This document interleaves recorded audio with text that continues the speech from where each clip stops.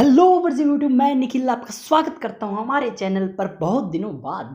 तो आज हम करने जा रहे हैं जो पोएम है ट्री, एमिली डिकिंसन ने इसको लिखा था, उसके क्वेश्चन एंड आंसर। तो चलिए शुरू करते हैं। तो इसका पहला क्वेश्चन इस हिसाब से है कि what imagery does the poetess use to delineate summer day more picturesquely than any painter could. मतलब इस क्वेश्चन के अंदर क्या बताना है, उन चीज़ों के बारे में बताना है जो हमारी पोएटेस ने यूज़ किया है एक समर डे को बहुत अच्छे तरीके से बताने के लिए, मतलब एक इमेज बनाने के लिए समर डे की। ठीक है, एक पेंटर भी इतना अच्छा इमेज नहीं बना सकता जितना कि हमारी पोइटेस ने हमारे माइंड के अंदर समर डे की इमेज बनाई है। तो चलिए देखते हैं इसके अंदर क्या है, कौन से शब्द यूज हुए हैं जिससे हमारा समर डे है उसका बहुत अच्छा चित्र हमारे इमेज के अंदर बना है। ठीक है, उसके बाद में है फर्स्ट है इसके अंदर trees like tassels hit and swung. ठीक है, symbolises frequent storms in summer. सबसे पहले हमारी जो पोइटेस है उसने यूज़ किया है ट्रीज लाइक टैशल्स, मतलब जो हमारे वृक्ष हैं वो किस तरीके से हैं, वो लटकते हुए आभूषणों की तरह हैं जो एक दूसरे से टकरा रहे हैं। एक्चुअल में यहाँ पे ट्रीज नहीं टकरा रहे, ट्रीज की जो टहनियाँ हैं, ठीक है, वो एक दूसरे से टकरा रही हैं। ठीक है, और लटकते हुए आभूषणों की तरह क्या कर रही हैं, टकरा रही हैं। एंड स्वंग मतलब हिल डुल रही हैं, एक प्रकार से गति कर रही हैं। ये किस बात का प्रतीक है, symbolises the frequent storms in summer.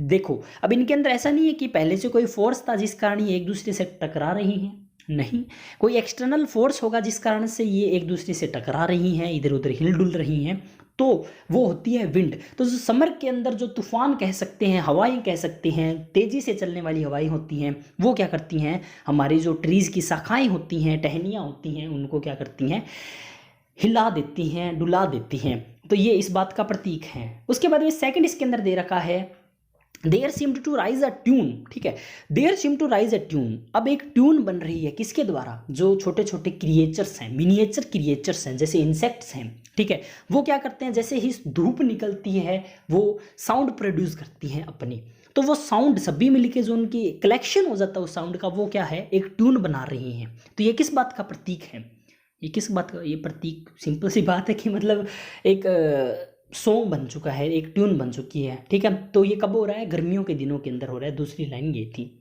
तीसरी लाइन है the sun shone whole at interval then half then utter hid. मतलब जो सूरज है वो कभी कभी तो इतना तेज चमकता है, पूरी तरीके से चमकता है, कभी कभी क्या होता है कि वो आधा ही चमकता है, और कभी कभी ऐसा होता है कि वो पूरी तरीके से छिप जाता है। कहाँ छिपता है, बादलों के पीछे।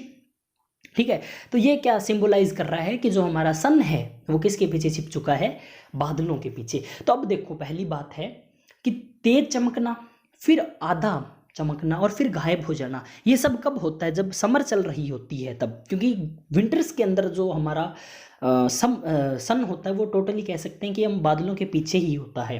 तो ये कुछ लाइंस थी जो हमारी पोएटेस ने यूज़ की थी गर्मियों के दिनों को बताने के लिए। उसके बाद में second question, what do you understand by sal trees of summer. मतलब गर्मियों के भजन संग्रह से आप क्या समझते हैं। भजन संग्रह सैलट्रीज क्या होती है, सैलट्रीज मतलब एक सॉन्ग कह सकते हैं, कलेक्शंस ऑफ सॉन्ग कह सकते हैं जो किसी की तारीफ करने के लिए गाए जाते हैं। या फिर अदर वर्ड्स के अंदर देखें तो सैलट्रीज होती है जो होली सॉन्ग्स होते हैं उनको बताया जाता है, या होली साउंड कह सकते हैं। तो सैलट्रीज ऑफ समर मतलब समर के अंदर ऐसी क्या चीज़ है। ठीक है, सैलट्रीज क्या है, सैलट्रीज मतलब ऐसे पवित्र गायन क्या है, क्या हो सकता है, चलिए देखते हैं। ठीक है, these are the sound of wind in high velocity. तो गर्मियों के अंदर जो तेज गति से जो हवाएं चल रही हैं वो एक साउंड बना रही हैं। ठीक है, it sounds like clattering, growling, screeching and cracking. जो आवाज़ें हैं वो खड़खड़ाने वाली हो सकती हैं, गुर्राने वाली हो सकती हैं, झनझनाने वाली हो सकती हैं, या चीख मारने वाली होती हैं। ये हैं विंड की आवाज़ें।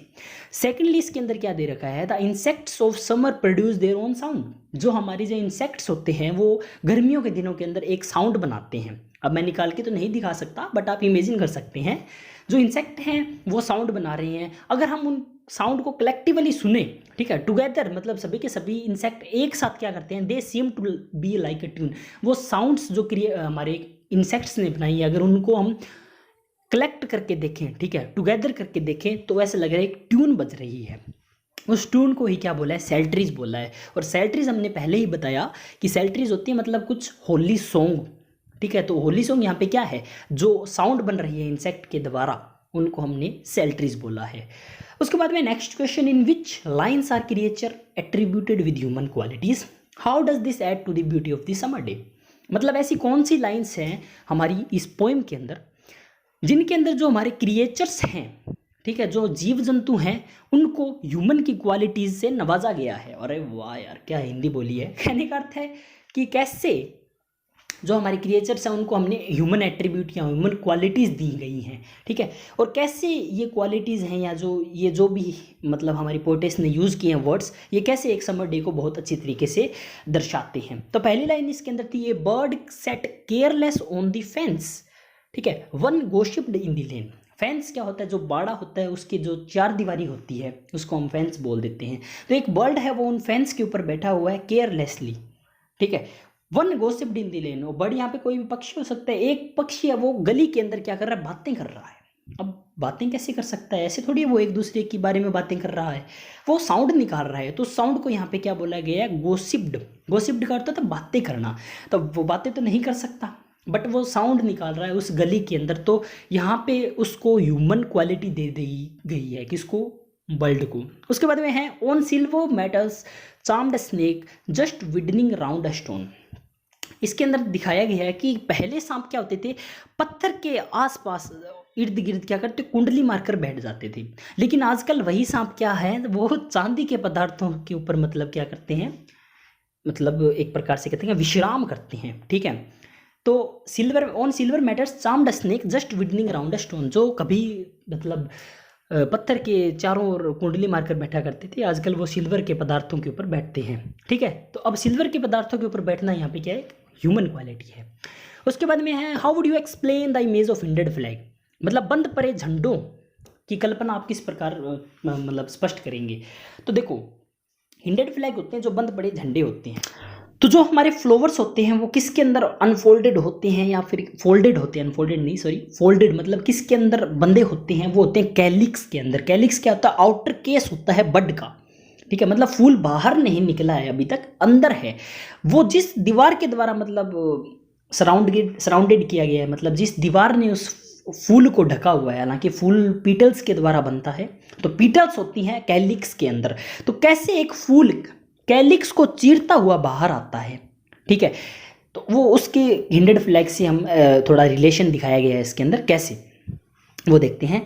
जैसे जो हमारा हिंडेड फ्लैग है वो पहले कभी भी फहराया नहीं गया होता, हिंडेड मतलब बंद पड़ा फ्लैग, जैसे ही हम उसको फहराते हैं वो हवा के अंदर झूलना शुरू हो जाता है।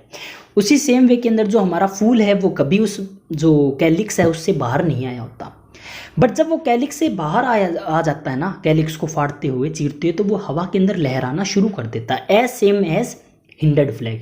पहले वो बंद पड़ा था क्या, हमारा झंडा, ठीक है, लेकिन जैसे हमने उसको फहरा दिया कोई नेशनल फेस्टिवल्स के ऊपर, अब वो हवा के अंदर लहरा रहा है।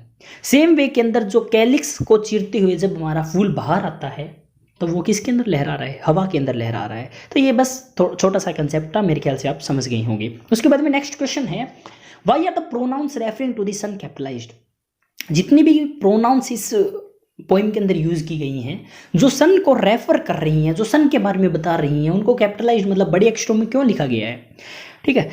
तो इसके अंदर हम देखें पॉसिबल क्या रीज़न हो सकता है कि जो सन है वो सोर्स ऑफ लाइट है, इस धरती के ऊपर जो प्रकाश आ रहा है वो सन के मतलब मदद से है, पॉसिबल है, सन के कारण पॉसिबल है, ठीक है। जो हीट हमें मिल रही है, पावर हमें मिल रही है, जो एनर्जी मिल रही है, चाहे पेड़ पौधों को चाहे अपने को, ठीक है, विटामिन डी है ना, याद होगा।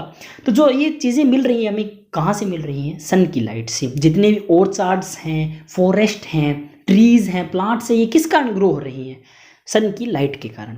तो यहाँ पे सन के कारण, सन को क्या बताया गया है, यहाँ पे सुप्रीम पावर बताया गया है। In the absence of sun growth is impossible. अगर सन ही नहीं होगा तो जो ग्रोथ है वो भी पॉसिबल नहीं है। तो इसलिए सन को हम यहाँ पे क्या बताया, सुप्रीम पावर बताया गया है। इसलिए जितने भी प्रोनाउन सन को रेफर कर रहे हैं वो कैपिटलाइज्ड हैं इस पोइम के अंदर। चलिए आगे बढ़ते हैं। नेक्स्ट क्वेश्चन है, give examples from the poem to show that great poetry is a result of close observations of natural phenomena. इस पोइम से हमें ऐसी ऐसी लाइंस उठानी है ठीक है, जो ये मतलब जो हमारी पोइटेस है एमिली डिकिंसन, उसकी जो ऑब्जर्वेशन की गई है नेचुरल प्रोडक्ट्स, नेचुरल फिनोमिना के ऊपर जो भी है वो दर्शाती हैं। मतलब कोई भी एक ग्रेट पोइट्री किसका रिजल्ट होती है, जब हम कोई चीज़ को क्लोजली ऑब्जर्व करते हैं। तो ऐसी ऐसी कौन सी लाइन्स हैं जो हमारी पोइटेस ने क्लोजली ऑब्जर्व किया है इस पोइम के अंदर। तो पहली लाइन थी, a tune is rising from the voice of miniature creature. तो कितना ध्यान से इस लाइन को, मतलब लाइन को नहीं, इस साउंड को हमारी जो पोइटेस है उसने सुना है, ऑब्जर्व किया है। ये tune is rising from the voice of miniature creature, मतलब जो छोटे छोटे इंसेक्ट्स हैं वो एक साउंड बना रही हैं। तो हम तो ये नॉर्मल लाइफ में तो ऑब्जर्व नहीं कर सकते यार, ये पोइम हमने पढ़ी है तब हमने ऑब्जर्व किया है इस चीज़ को। This tune has been compare to celtries. पहले भी हमने पढ़ा था कि सेल्ट्रीज क्या है समर के अंदर, तो समर के अंदर जो इंसेक्ट साउंड निकाल रहे हैं अपना, उनको हमने सेल्ट्रीज का नाम दिया है। ठीक है, तो इस चीज़ को हमने क्लोजली, हमारी जो पोइटेस है उसने क्लोजली ऑब्जर्व किया है कि जो इंसेक्ट्स हैं वो सन के आने पे क्या कर रही हैं, आवाज़ें निकाल रही हैं, एक ट्यून बना रही हैं। तो हमने कभी ऑब्जर्व नहीं किया था, बट लाइन को पढ़ने के बाद में हमने इस चीज़ को ऑब्जर्व किया है। ठीक है, सेकंड लाइन ये थी कि the sun imagery of being slave unslaved to trees is really very beautiful. उसके बाद में जो हमारी पोइटेस है उसने इमेजिन किया कि जो सूर्य है वो हमारे पेड़ों का क्या है, गुलाम है। ठीक है, तो ये सोचना कितना, आप सोच सकते हो कितना क्लोजली ऑब्जर्व किया है हमारी पोइटेस ने। ठीक है, इसलिए इस पोइम को एक ग्रेट पोइट्री तब माना गया है क्योंकि हमारी जो पोइटेस है उसने बहुत क्लोजली ऑब्जर्व किया है नेचुरल फिनोमिना को। तीसरी लाइन है, ब्राइट फ्लावर्स स्लिटिंग ए कैलिक्स, मतलब जो चमकते हुए फूल हैं वो कैलिक्स को चीरते हुए बाहर आ गए हैं। तो अब कैसे इमेजिन किया उन्होंने, क्लोजली ऑब्जर्व किया है नेचर के अंदर जाकर कि कैसे एक जो फूल है वो कैलिक्स को चीरते हुए बाहर आया है। तो ये जो सब इमेजिनेशन होती है या जो क्लोजली ऑब्जर्वेशंस होती हैं किसी भी बंदे की किसी चीज़ के प्रति, वो उस चीज़ को एक ग्रेट बना देती है, महान बना देती हैं। तो इस पोइट्री को महान किसने बनाया है, जो हमारी पोइटेस है उसकी जो क्लोज ऑब्जर्वेशंस ने है ना, इस हमारी पोइम को महान बनाया गया है। तो दैट्स इट्स फॉर टुडे, मिलते हैं नेक्स्ट वीडियो में, तब तक के लिए गुड बाय।